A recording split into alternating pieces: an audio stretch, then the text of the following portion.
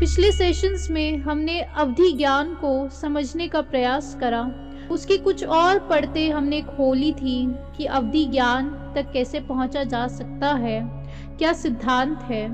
उसकी आज और गहराइयां हम समझने का प्रयास करेंगे। आप ये समझें कि भावना जो होती है वो कितनी कीमती होती है। आपका एक भाव आपको कैसे कैसे इस संसार में इधर उधर परिभ्रमण करवा सकता है। आपका ऐसे समझिएगा कि कुछ ग्रंथियां हैं जिनको हमें एक एक करके खोलना होता है। वो 5 ग्रंथियां जो होती है वो हमने जानी थी और उसी की गहराइयों पर आप जाएंगे तो पहली ग्रंथि है मिथ्यात्व की। अगर अवधि ज्ञान में डेप्थ्स में उतरना है तो मिथ्यात्व की ग्रंथि जब आप खोलेंगे तो आपको पता चलेगा कि मिथ्यात्व तब हटता है जब आप 7 तत्वों को समझते हैं, 7 तत्वों का ज्ञान लेते हैं।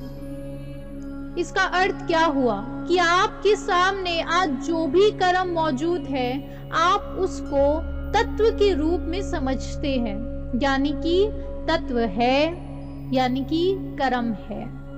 जो 7 तत्व है उसमें मुख्यतः जीव और अजीव ये तत्व आप समझिएगा फिलहाल। तो जब भी आपके सामने कोई भी परिस्थिति उत्पन्न हो रही है, अगर अवधि ज्ञान में बढ़ना है, हम उसका प्रोसेस अभी जान रहे हैं। जब आपने कहा कि हम नया घर ले रहे हैं, यानी कि नए घर वाले कर्म प्रकट हो रहे हैं। जब हमने कहा कि हम यहाँ से चल रहे हैं, यानी कि ये जो शरीर रूपी जो कर्म है वो अभी और आगे बढ़ रहा है, ये कर्मों का परिणमन चल रहा है। जो भी परिस्थिति आपके सामने प्रकट हुई, आपको कोई भाव आया, उस भाव को भी आपने कर्म रूप में ही देखा। अभी आपके सामने ये शब्द प्रकट हो रहे हैं तो इसको भी आप कैसे देख रहे हैं कि ये जो शब्द है, ये जो पुद्गल है, ये मेरे सामने प्रकट हो रहे हैं। इस शब्द को शब्द ना बोलकर आप इसको कर्म की तरह देख रहे हैं, आप इसको पुद्गल की तरह देख रहे हैं। और मैं जीव हूँ, इसको जान रहा हूँ। हर बार किसी भी जगह पर किसी भी भाव को देखकर, अपने मन की स्थिति को देखकर सिर्फ यही रटन लग जाती है कि ये तो कर्म है और मैं जीव हूँ। ये पुद्गल मेरे सामने प्रकट हो रहा है और मैं इसे जान रहा हूँ। अब दूसरी जो गांठ है वो यहाँ से खुलना शुरू हो जाती है। पहली है मिथ्यात्व की गांठ और दूसरी और तीसरी गांठ है अविरति और प्रमाद। इसका क्या अर्थ होता है? यानी कि आपके जीवन का ऑब्सेशन बन जाता है कि मुझे अवधि ज्ञान चाहिए, मुझे अवधि ज्ञान प्रकटवाना है। यह आपको ऑब्सेशन बन जाता है कि अवधि ज्ञान होता कैसे है, क्योंकि अवधि ज्ञान अगर हो गया तो आम जन की भाषा में हम कह दें कि ऐसा लग जाएगा कि केवल ज्ञान के बहुत नजदीक पहुंच गए हैं। अवधि ज्ञान कैसा होता है उसकी एक झलक हम अभी थोड़ी देर में देखेंगे कि जब अवधि ज्ञान आपके सामने प्रकट हो जाएगा तो आपको किस किस स्तर की चीजें पता चल जाएंगी, वो झलक अभी हम देखेंगे। लेकिन उससे पहले यानी कि आलस्य की जो गांठ है, प्रमाद और अविरति, यानी कि आलस खत्म हो जाए। जब निद्रा में भी जा रहे हैं तब भी ऑब्सेशन क्या है? ये कर्म प्रकट हो रहा है, शरीर अपनी एक प्रवृत्ति दिखा रहा है कि अब नींद आ रही है, शरीर सो रहा है, मैं नहीं सो रहा हूँ। और इस निद्रा की भी एक अवधि है, या कि इसकी भी एक सीमा है, इसकी भी एक ड्यूरेशन है। तो अवधि ज्ञान में पहले आपको कर्म दिखना शुरू हो जाते हैं, यानी कि पहले आपको सब कुछ गल मात्र दिखाई देता है। बॉडी डेड है, उसके शब्द डेड है, वो जो भाव आपकी माँ, आपकी वाइफ, आपके बच्चे आपके सामने प्रेजेंट कर रहे हैं वो भावनाएं भी डेड है। माया नगरी में बैठे हैं, माया नगरी में यहाँ पे सब कुछ डेड है। माया चल रही है, भीषण भीषण माया चल रही है, और इस माया को आप पकड़ लेते हैं कि ये सब कुछ डेड है। जब ये देख जाएंगे तो फिर ऑब्सेशन होगा, तो आलस से हट जाएगा। चौथी जो ग्रंथि है वो है कषाय की। कैसे खुलेगी? कषाय का मतलब होता है लोभ, मोह, मान और माया। और सरल शब्दों में इसको यही कहते हैं कि मन बहुत हल्का हो गया। किसका मन हल्का होता है?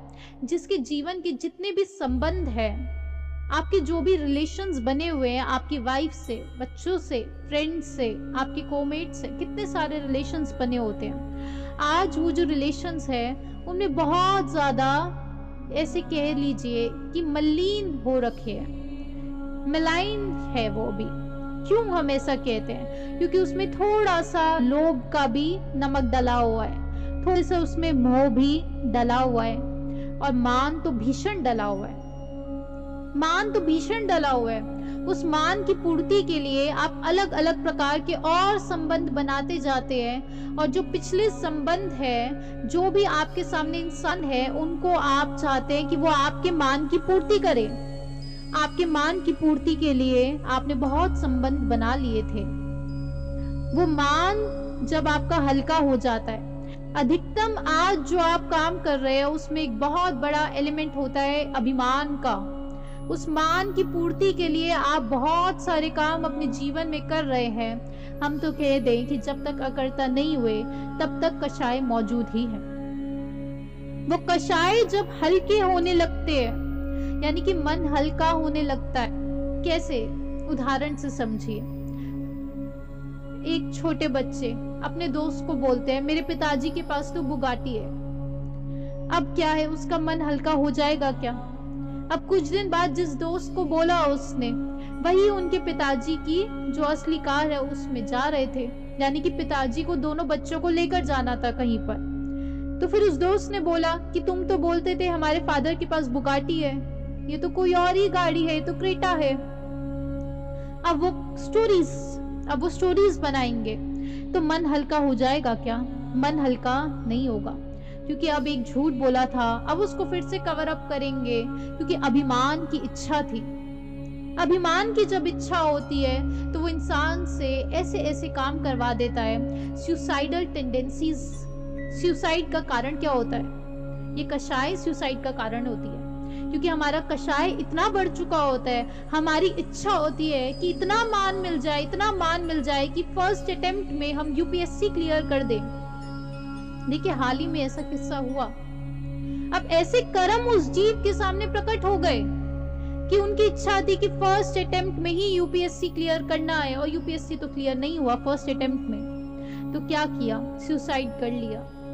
अब आप प्रशासन को कुछ कहे, आप किसी जिसके घर पे रेंट पे रह रहे हैं, आप उसको बातें बोल दे, लेकिन अंदर में क्या चाहिए था? मान की पूर्ति करनी थी, यानी कि फर्स्ट अटेम्प्ट में क्लियर करके हम दुनिया वालों को दिखा देंगे कि देखो कितना इजी होता है, ऐसी कोई बड़ी बात नहीं है यूपीएससी क्लियर करना। ये डायलॉग भी तो बोलना था। कितने बच्चे आज इस मान के चक्कर में बहुत सारे काम कर रहे होते हैं, बच्चे नहीं सभी। ये तो एक उदाहरण हमने दिया, और निष्कर्ष क्या निकला? निष्कर्ष यही निष्कर्ष है। आपको आज सुसाइड्स नहीं दिख रहे होंगे, लेकिन उससे थोड़ा और पीछे जाएं, थोड़ा और पीछे जाएंगे तो इंसान मर मर के जी रहा है। मर मर के जीना मतलब क्या होता है? वो सुसाइडल ही तो है, यानी कि हर समय एक फियर के बंधन में आप जी रहे हैं। फियर्स तब तक मौजूद है जब तक हमारा ढोंग मौजूद रहेगा। वो ढोंग खत्म हो जाएगा जब आप अपने को एक्सपोज कर देंगे, कंप्लीटली एक्सपोज कर दीजिए, तब जाकर फियर खत्म होता है, तब जाकर मन हल्का होता है। ये शब्द बोलते ही हम पहले तो अपना मिथ्यात्व जोड़ देते हैं कि मैं कुछ करता हूं, मैं ये करके दिखाऊंगा। बेटा कुछ तो बड़ा काम करके खाओ। कितनी बार आपको लोगों ने बोला होगा, ऐसे मत सोचो तुम नहीं कर सकते हो, बेटा वर्क हार्ड। ये क्या वर्क हार्ड का नारा लगा रखा है? ये वर्क हार्ड ऐसे समझ लीजिए। डॉक्टर विश्वरूप अक्सर कहते हैं कि कभी कोई बीमारी हो जाए तो आप डॉक्टर के पास जाइएगा, और डॉक्टर आपको जो भी कह दे, ठीक उसका अपोजिट आकर घर पे कर लीजिएगा, एग्जैक्टली अपोजिट। और आज पंचम काल में कुछ ऐसी ही परिस्थितियां हो चुकी है। आप अभी जिस प्रकार के लोगों के बीच में मौजूद है, कि लोगों को नहीं कहे, जिस प्रकार के कार्मिक वर्गणा के बीच में मौजूद है, वो जो कर्म उनके सामने प्रकट हो रहे हैं, तो ऐसे समझ लीजिए कि खुद तो गड्ढे में गिरना ही है, साथ में लेकर गिर जाते हैं। एक तो शराबी होगा ही, अब दोस्त भी चाहिए शराब पीने के लिए। दूसरे को भी कन्विंस करते हैं कि शराब इतनी बुरी चीज नहीं है। ये देखो आर्टिकल्स हैं, red wine good for health. हम तो आपको कहें, हमने खुद लाइव देखा है कि ड्रग्स ले रहे हैं और साथ में कजन को भी पूरी तरीके से कन्विंस कर दिया, छोटे भाई को कन्विंस कर दिया कि भाई हमारे साथ आके ड्रग्स लो। ये तो आजकल का कल्चर है, कोई बड़ी बात नहीं है। साथ में एक्स्ट्रा मैरिटल अफेयर भी चला रखा है, ये तो मेल्स के साथ होता ही है, ये कोई भी बड़ी बात नहीं है। अब उनके ऐसे कर्म प्रकट हुए, बगल में जो था उनके भी कर्म प्रकट हो गए, तो किसकी कौन गलती कह दे? दोनों के ही कर्म प्रकट हो रहे हैं। यानी कि खुद तो करना ही था, साथ में दूसरे को भी ले लेते हैं, और जो चले जाते हैं यानी कि उनकी प्रवृत्ति भी उस प्रकार की रही होगी कि वो उस तरफ अट्रैक्ट हो गए। तो आज इस पंचम काल में इंसान तिर्यंच और नरक गति के बहुत नजदीक चल रहे हैं। जिस प्रकार की उनकी प्रवृत्ति है, आप देख सकते हैं, कोई छुपी हुई बातें नहीं है। किस प्रकार के आज ओनली फैंस, रेव पार्टीज और ये सब में जिसका इंटरेस्ट है, तो जब उनकी बॉडी उनसे अलग होगी, जैसे ये बॉडी छूटती है तो क्या बच जाता है? आपका मन बच जाता है, मनोवल्गणा बच जाती है, औदारिक शरीर हट गया। और मनोवल्गणा को तो शरीर की आदत है, मनोवल्गणा को तो उत्तेजना की आदत है। उत्तेजना की जब आदत होती है तो क्या प्रकट होता है सामने? वही है नरक का विवरण। यहाँ पर नरक नहीं दिखेगा, उससे तो बहुत भीषण है नरक का विवरण। आपको लग सकता है कि ये बातें सुपरस्टिशन तो नहीं है, सोचिएगा बिल्कुल, लेकिन एटलीस्ट 8 से 10 घंटे इस पर लगाइएगा। आपकी कितनी बड़ी उम्र हो चुकी है? 40 साल, 30 साल, 50 साल, इतनी बड़ी उम्र, कितने दिन आप जी चुके हैं? उसमें से कुछ घंटे सिर्फ अपने लिए निकाल लीजिए अब, और उस कुछ घंटों में अपने खुद से विचार कीजिए।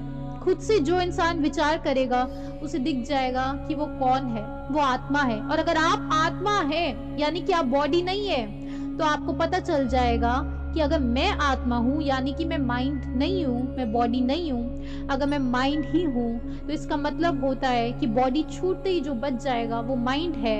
और अगर माइंड जो है वो तो एक्सट्रीम्स पर लेके जाता है, यानी कि मध्यम लोक मौजूद है, तो स्वर्ग और नर्क भी मौजूद होता ही होता है।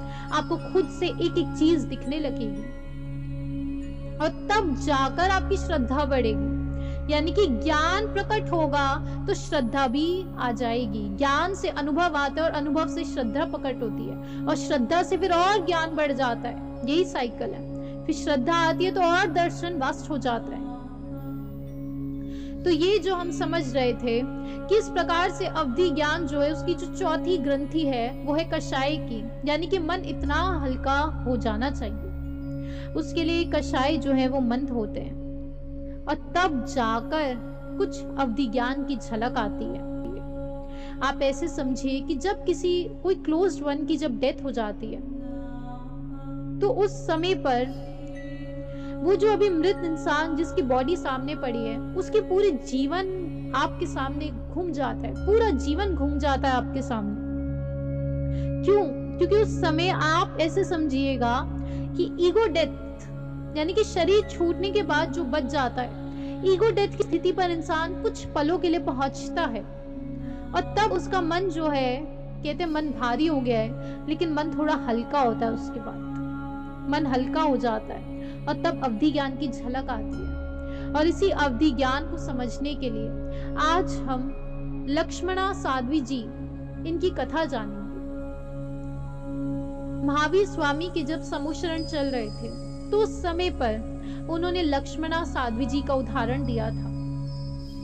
तो गौतम स्वामी जो कि उनके प्रथम गणधर थे, उन्होंने इसकी और डिटेल्स मांगी। तो वो पूरा जो उनकी कहानी है लक्ष्मणा साध्वी जी की, वो आगम में लिखी गई है, और वहीं से हम आपको ये बता रहे हैं। आपको सुनकर बहुत हैरानी होगी, और अवधि ज्ञान कैसा होता है, कैसे प्रकट होता है, वो सब भी आप समझेंगे। एक एक शब्द ध्यान से पकड़िएगा, क्योंकि बहुत सारी चीजें हैं जो इसमें निकल कर आती हैं, उन सबको पकड़ लीजिएगा, प्रयास कीजिएगा। लक्ष्मणा साध्वी जी 80 चौबीसी पहले हुई।